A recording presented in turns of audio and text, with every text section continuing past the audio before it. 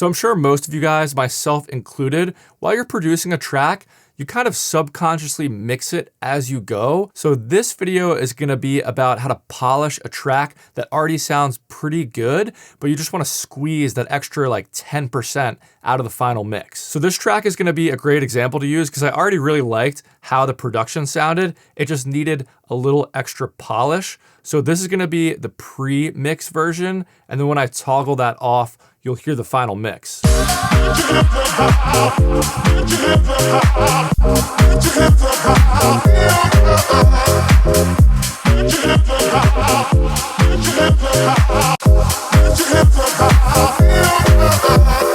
So this is a track I mixed for a French artist named Sotri. I know I'm butchering that, but he actually hasn't launched his artist project yet. He's about to do that. So this track actually isn't out yet, but I'm gonna go through the mix and show you everything that I did. That way, when you're working on your own tracks and you're trying to squeeze that last 10% out of them to get a final professional mix, you'll know exactly what to do. So let's start with the kick and the bass. So to start off this track, I wanted to use a Disclosure tune as a reference. So I was checking out this song.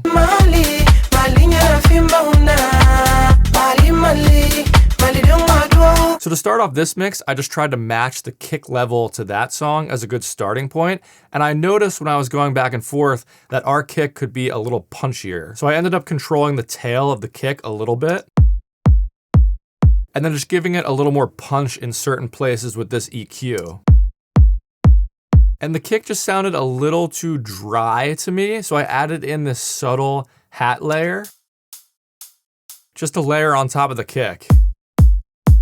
It just gives it a little more life. Now if we add in the bass. So when you're trying to polish off a track, I think there's really 4 good questions you should be asking yourself when you're mixing in anything important. And 1 is, do I like the tone of this? And then I would say 2 is this sound clashing with anything else that's important? And then 3 is the level good, and 4 is the width good. So for the tone, I do like the tone of this bass, but I just want it to be a little more dirty and a little more powerful. So I'm just adding a tiny bit of compression to it. Then to make it sound a little dirtier, I'm adding this distortion.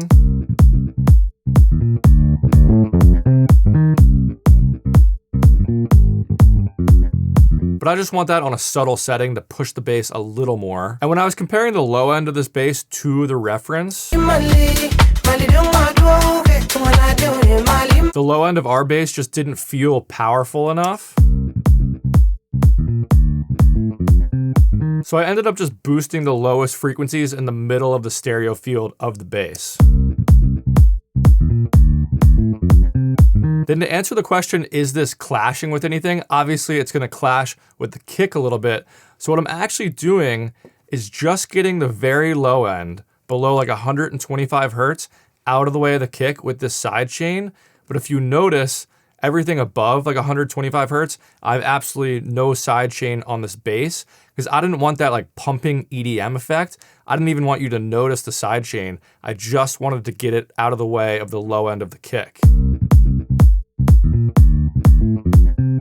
So the third question was, is the level good? And we already kind of solved that by listening to it back and forth with the reference track and getting it at a good level and a good tone. And then the last question is the width sounding good? So if we check out the stereo width, and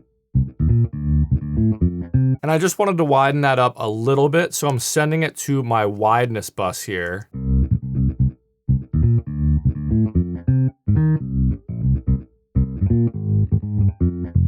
But I'm just making it really subtle. I'm just adding a tiny bit of width. And if you're wondering what the hell that wideness bus is, I have a whole video on that I'll link down below. Now let's keep adding more drums in. I'm not doing much to these at all. So the claps, I'm just making sure none of those super low frequencies get in, and I'm making them a tiny bit brighter. Then with the hi-hats,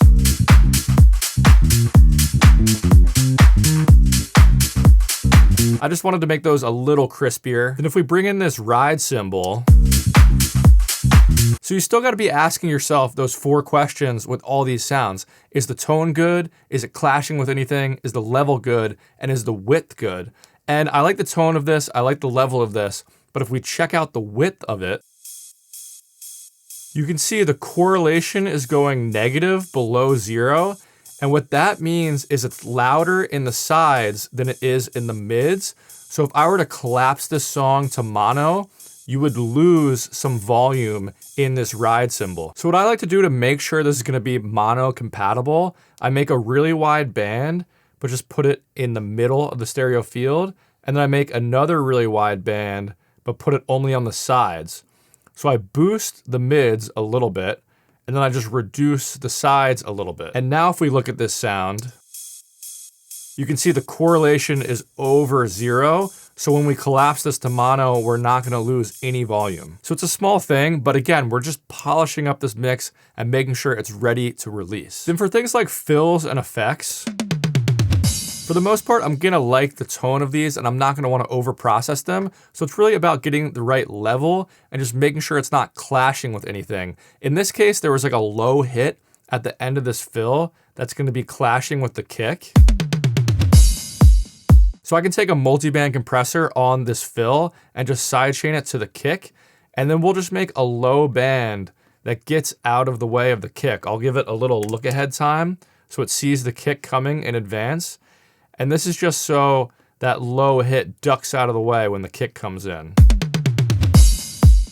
Then to mix in crashes and effect sounds like this, I always like to take my reference track and move it to exactly -10 decibels. Because this gives me a perfect reference point to check out the reference around this center line in this frequency analyzer, so I can just see where everything is peaking.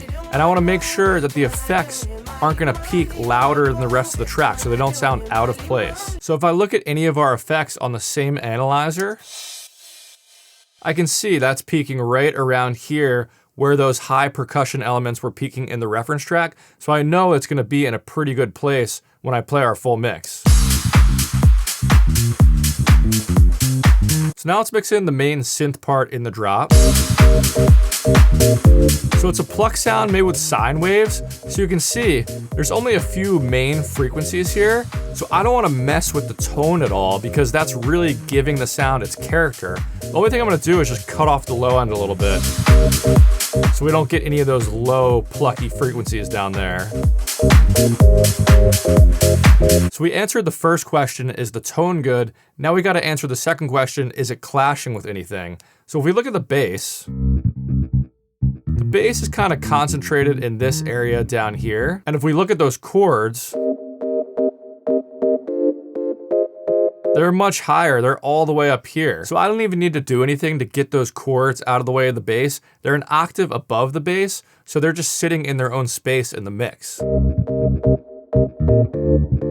And to answer the question, is the level good? This is kind of a main element in the track, so I want it peaking like slightly above our reference line here, and that's exactly where it's peaking. Then the last question would be, does the width sound good? And just because this is a main sound in the track, I want to make it a little wider by sending it to my width bus here.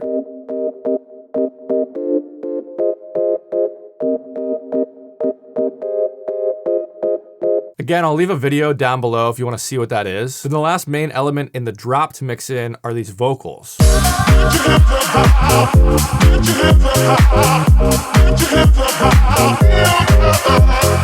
So do I like the tone of this? Actually, I'm hearing something that I don't like in the tone. So let me show you these annoying frequencies I'm hearing. I'll boost them a lot.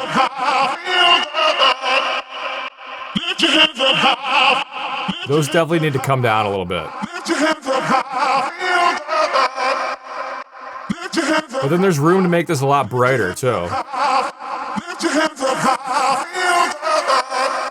Then every time he's saying the word put, there's this low plosive that's kind of annoying me too.